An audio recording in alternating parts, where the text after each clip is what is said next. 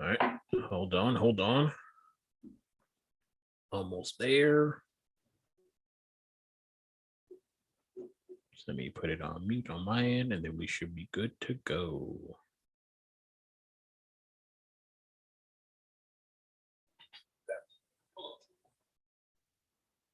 All right, we are live.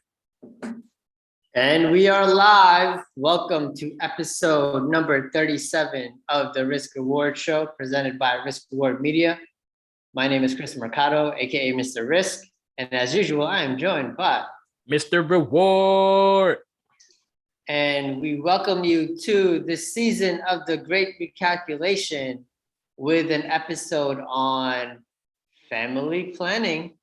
Should be interesting.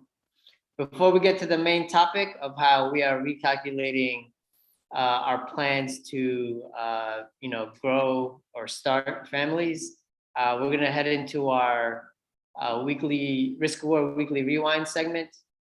And I think we'll start off with Derrick. And after seeing some Squid Game costumes for Halloween yesterday, we have some interesting news on a Squid Game crypto coin. Yeah. So speaking of Squid Game costumes, I think I've seen enough. I've seen a lot of square circles, the black mass also. Hopefully that's put them to rest. But as much as I love the crypto space and like what it really means, we are gonna have our bad apples. And I feel like that definitely puts like a bad taste in people's mouth who thinks that this place, this is like some type of bubble. But nonetheless, you had a couple of people who created a Squid Game coin. I'm going to share my screen too, because I want to show you all what I use to look at cryptocurrencies. So give me 1 second. Let's see that gazillion dollar crypto portfolio there. One day. So this is a website that I use, Coin to Market Cap. Basically, it has literally every crypto that you can think about. For the ones that I hold, I always look, just to check the prices on it. But for any coin that's out there, this is definitely the place to actually be. But I want to bring your attention to Squid Game. Now, Squid Game is a show that's on Netflix right now. It's a very good show. If you haven't had a chance to see it, I highly just recommend you go see it. But as you see on the screen here, there was a coin that was created for Squid Game. Now, the meaning behind it, who knows? Where's like the white paper? Who knows? But literally at the top, you see that you see this, this message here saying we have received reports that the website and socials are no longer functional and the users are not able to sell this token. That is the first thing that you see. Another thing that is a red flag is that it dropped 99.99%. That is the biggest. I've never seen that in my entire life. Chris, I don't know about you, but this is like the biggest risk I've ever seen. All right. So first of all, at this point, let's just start our risk reward coin. let's literally everything related to crypto is about risk reward. Yeah. And we have the show. We might as well start off a coin. I'll dust off some of my my PhD background and start to get writing on a white paper. Let's do this, because if you think it's wild, ridiculous, like this, it can't. Whatever we come up with cannot be as ridiculous as this. All right? Nah, yeah, because it literally started. It started last week, which is wild. It started at less cent, or like a cent, like last week. It ran all the way up to 2,800, I believe. 28. See if I can get it. 16. You see the trading volume? Yes. $16 million traded this thing. Yes. Right here. The high was 2,800. And literally. First off, anybody trading in this shit. Whoops. Right? You can curse. Trading in this nonsense. Do you know how many families you could have uplifted out of poverty with $16 million instead of a Squid Game coin. Do you know how ridiculous that is? That's just that. This makes me angry on like so many levels. But yeah, seeing that 99.99% drop is funny to see. Yeah, so basically it ran up to 2,800, and once it hit that high, the creators of this coin literally cashed out. I believe they cashed out 2 point something million dollars and literally closed down everything. So literally everyone who was like, oh, the coin's going up, let's hold, lost all of their money. And then they're gonna go out and buy property, right? Which means it's gonna be more expensive for us reasonable folks, right? So this is what happens, and then you're gonna get like it's not gonna help income inequality one bit, but literally the opportunity cost with that 16 million that was traded in there, what you could have done to help out other people with that money. Like, come on, man. Come on. Hey, people are into this meme coin thing. They think the meme coins is where it's at. They want to get in coins where it's less than a cent. If I put like two or $3 grand in it, then I'll be, some type of I'll just get like a whole bunch of, just like cash from and stuff like that. But they got the rug pulled from up under them really, really quickly. All right. So yes, just like when we had a phone call, we literally created this show from that phone call. I am tempted to say that we should get started at risk reward coin. So let me put that out there and see where that goes. But if folks want to partner up with us, we are interested in a risk reward coin. Risk reward coin with much more utility than a Squid Game coin or even a Shiba Inu coin. So yeah, that is just awful. All right. So since we're in this space, talking about crypto, blockchain, I'm gonna pivot to an event that I'm going to later tonight. So the NBA is having a special Top Shot NFT event at a location that I will not disclose because, I got the invite and I'm not sure how exclusive that was. So let me not ruin my chances of enjoying it. But, the NBA season just started.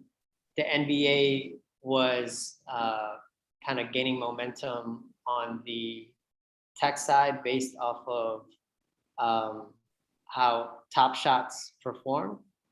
And literally, that was the first introduction to me to NFTs. And they seem to be early on it.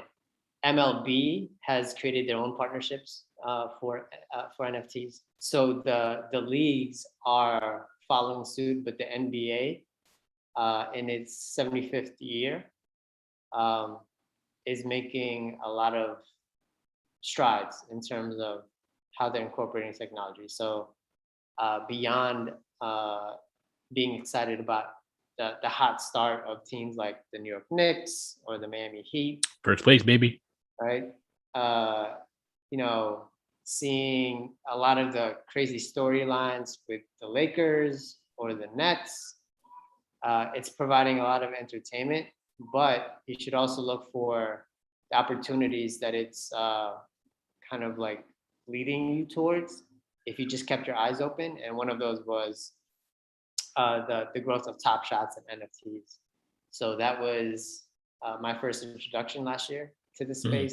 And I thank the NBA for that. Now that I'm looking in more deeply into it. So let's keep that going for the NBA, and let's enjoy some games. Derrick, I'll invite you over to the home office with it to watch some games. All right. And with that, we'll transition to our main topic, right? In terms of making plans, one of the most important plans we can make in our lives is uh, surrounding family. When to start a family, with whom we want to start a family with, uh, and then like how big you want the family and where you want to raise the family. All of these recalculations are taking place in this era that we at the Risk Reward Show call the Great Recalculation. And I think that in this season for the show, where we talk about the myriad of ways we have been recalculating our lives, there's going to be a lot of personal story sharing between us and folks that we might bring on as guests. And I think for this episode, you're going to take the limelight here in terms of some of the big family moves you've had in mind for a while. And, you know, I'll share some of mine as well. But I'd love for you to get started on sort of like how you've been thinking about family and planning for a future family during the past 18 months. Mhm. Yeah, so for me, I'll give you all like my personal story. So when it came to the beginning of 2020, me and my now fiance were really thinking about like one, when would we get married? When would we have children? You know, really thinking about like starting that like that fam that like I guess like that family planning, those like conversations. Then COVID hit, changed literally the entire game. Um, but at the same time, it was a chance for us to kind of slow down and really recalculate what's priority right now. Knowing that there wasn't certainty with a lot that was happening, like there was so much things that we weren't sure of. But one thing we did know was that the markets are low, and we definitely took advantage of that. This is a time where I got very involved with like just buying just like properties, and at the time interest rates were like very low, like stupid low. um so we figured now would be the time to kind of build that foundation up with regards to making sure that our children have like some like we don't want to work every day. We want to have some type of like, cash flow that's like coming in regardless, whether if like we're sleeping, whether if, if God forbid, like one of us was to pass, like there's something that our children will always have. So the properties was like the best move at that time. Not only was like the rates low, but the prices were low too. People were literally you had people who owned homes that were literally just selling them like just like for whatever. But I mean it did get to a point where they were selling them from like crazy prices, but I think we got into a point where people were just like scared and they're like, oh, I just need to get rid of this. And I'll just sell it for if it's below the value, like that's fine. Just let me get rid of it so I can get this cash. So thinking about that was where we really recalculated like what we thought was more important. And it was most important for us to really set that foundation up to where we have some type of cash flow because we weren't sure. I don't want to give too much about the wedding part, but your boy is getting married pretty soon. But especially during a time of COVID, it was a circus in terms of like finding a place, learning about prices and everything. But one thing Right. I will say, hmm? Yeah. Well, one thing I wanted to ask, did as part of your recalculations, did it speed up your desire to marry or did it actually push it back? um, I would say it not pushed back. I mean the date got pushed back, yeah, but the whole marriage itself, I think it's happening at like the right time, and I think it happened at a perfect time. Not only was the the place perfect, but like the deal we got was even better compared to what it is now. Compared to what we got it for now, they're probably charging like double, probably triple, because now that it's such a high demand for it to where they know people are looking to like just to get married now. But during that time, you know, venues were just taking dates and just like, okay, like we don't know like what will happen, so we'll hold your date for now at this price and this price only. So that price wasn't as expensive as it could be now. So not to say that it sped it up or like it slowed it down. I think we just got in at the right time in order to kind of ride this whole thing out. Right. So sorry to cut you off, but what were you gonna say about kind of like the wedding plans? Yeah. Well, the plans itself. Uh, I mean, it just goes back to what I was saying earlier. Like there are venues right now that were literally charging little to nothing for people to kind of just come in there because they just needed just people in there. Whether it was if it was a small wedding or something that was like, you know, just like outside, they wanted just like people in there. So they were giving crazy deals. Like you can, I mean, just so everyone knows, wedding planning, it's a very not stressful time, but it's a fun time because you once you say you're planning for a wedding, the prices go up right away. So advice to everybody, just say you're having a big party. Don't say wedding. But the deal we got was a very very good deal. And the planning of just like, you know, not haggling but just going back and forth with like these different places, seeing what this place offers versus that place. Could we have a big crowd here, a big crowd there?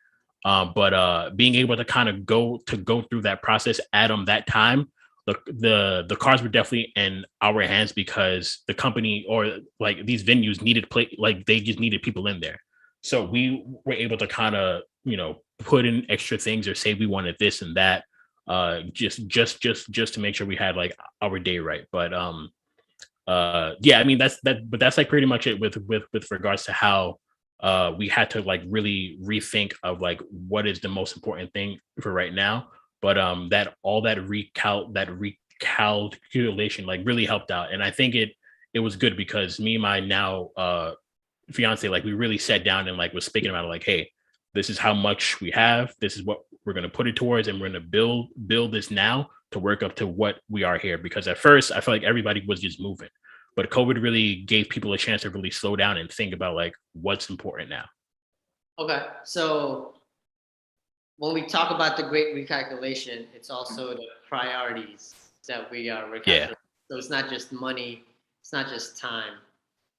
How, you know, let's go beyond a wedding and think about kids, right? Mhm. Planning for children. How is that recalculated for you? Planning for children, I mean, it has because I mean we do like speak about it. We will be having children after we get married. So I think once we have that kind of like settled, then like that'll be the thing. But thinking of where we're going to be at, whether it be in the city, whether it be in like a new state, depending on, you know, all like everything like that's happening, whether if we feel safe in this state versus that state. I think that was like the biggest thing on like where exactly. I think for right now we're like we will stay here, but moving to another state just because the cost of living is going to be a lot cheaper. So compared to here, buying a house in Texas, like if I were to buy a house in Texas, shout out to Rodney and Jeremy because they're the ones who, you know, put this thought here. But if what you're buying in like the city now, you can probably get like 4 acres in a state like Texas. So just imagine, like I have more space, my kids have more space.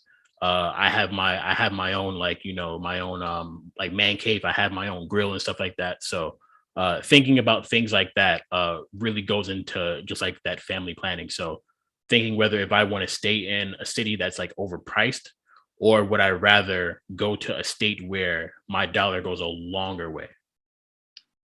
Yes, so please loop me into those real estate conversations regarding Texas.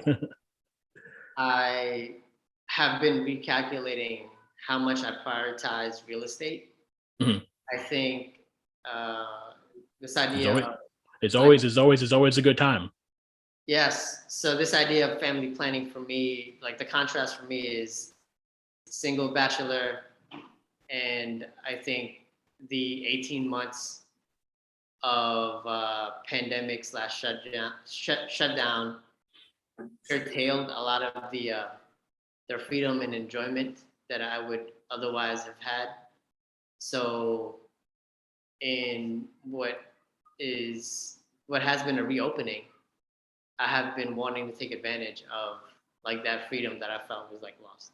And freedom is an overall theme that I've had in my life. And at this point, I don't equate or I don't calculate uh, being married or having kids as equating to freedom Mhm.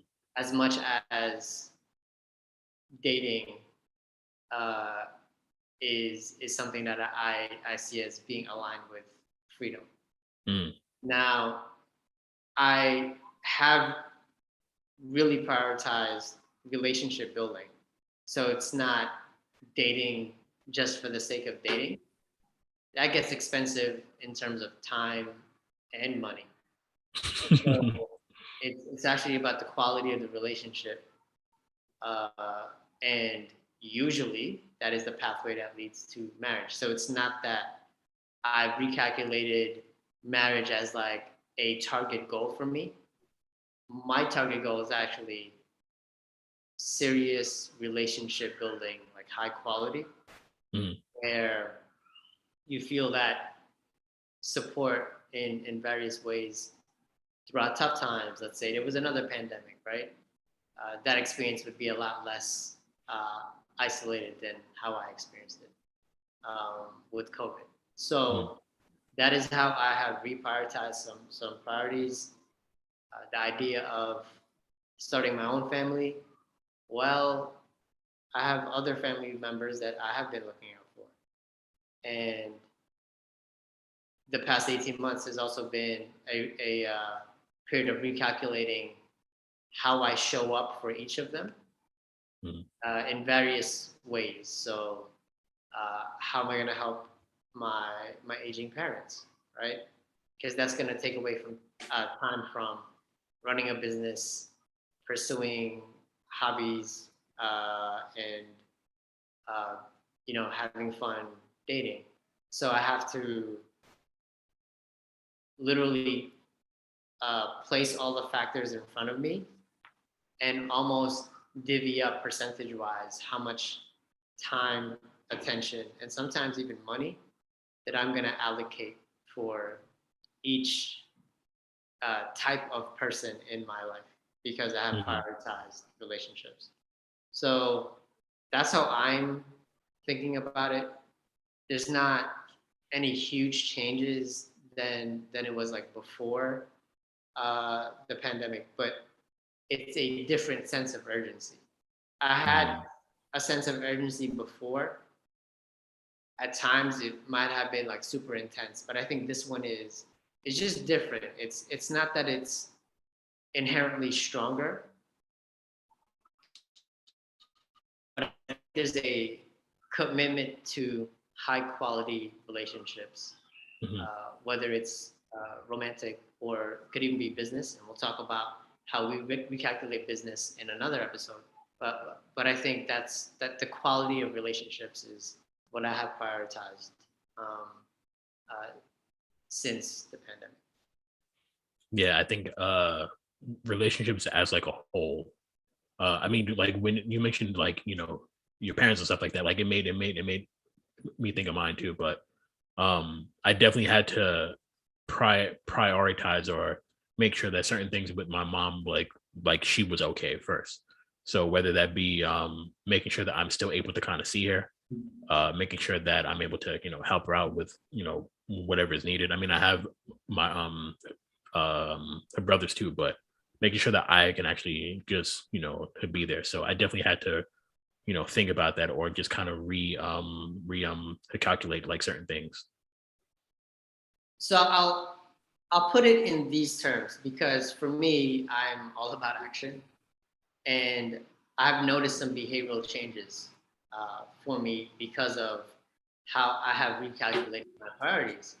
So one, if I feel a certain way about someone, I am now more quick to let them know. If I'm attracted to a woman, or if I've had feelings for a woman from, let's say, years ago, I may have held that in for, like, quote, the perfect time.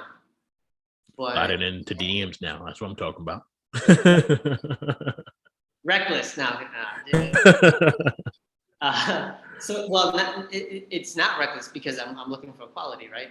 But the idea of, like, uh, holding it in, I don't do it as much anymore. If if someone angers me, I'll let them know, like, hey, this this wasn't the way to go, or like, you disappointed me, Mhm. right? Because I want that relationship as good as possible, and we can't let things linger or fester if they're bad. And at the same time, we can't let good feelings, or I always see feelings of uh, attraction and admiration uh, as a positive, regardless of the outcome. Like, I'm not playing the outcome there. The Mhm. outcome could be, ouch, that hurt my feelings, right? But it is a lot better for me to let people know how I feel because of this recalculation I have about how I want to prioritize relationships. I want to be more upfront with how I feel, because if it's a go, then you get to start sooner. Yeah. Like, why delay the good stuff? Of course, Mhm. there's always some challenges in a relationship. So why put yourself through that extra, like, wondering in your head? You can totally get rid of that risk, that getting in your head, and, like, feelings of not being enough for someone else.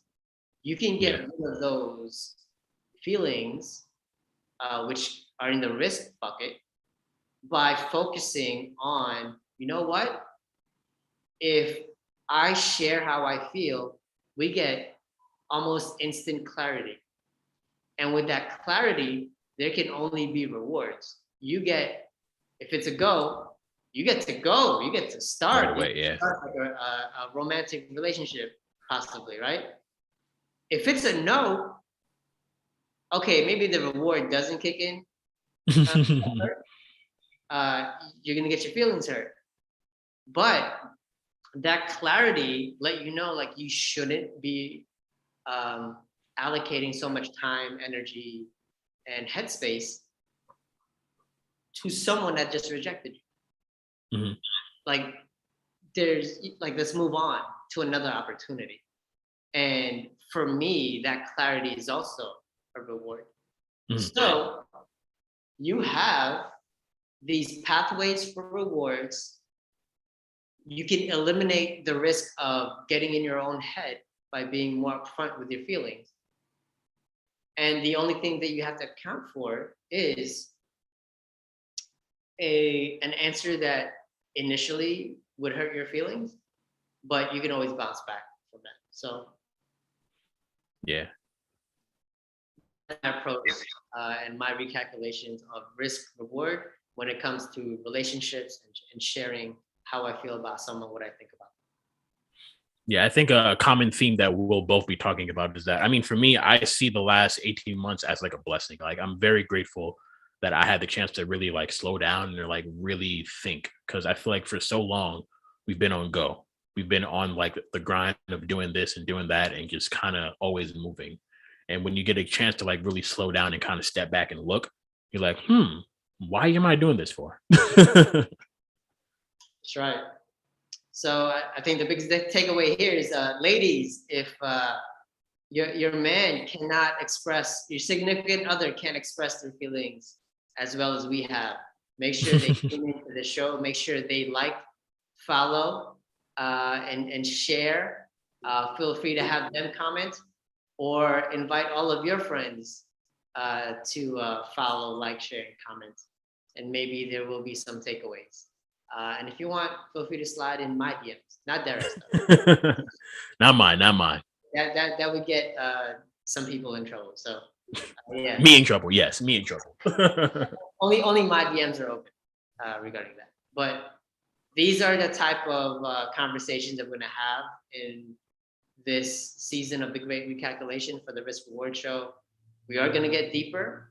So you all got to hear us on a very personal level just now, and sharing a lot more emotions than let's say we might have in previous episodes.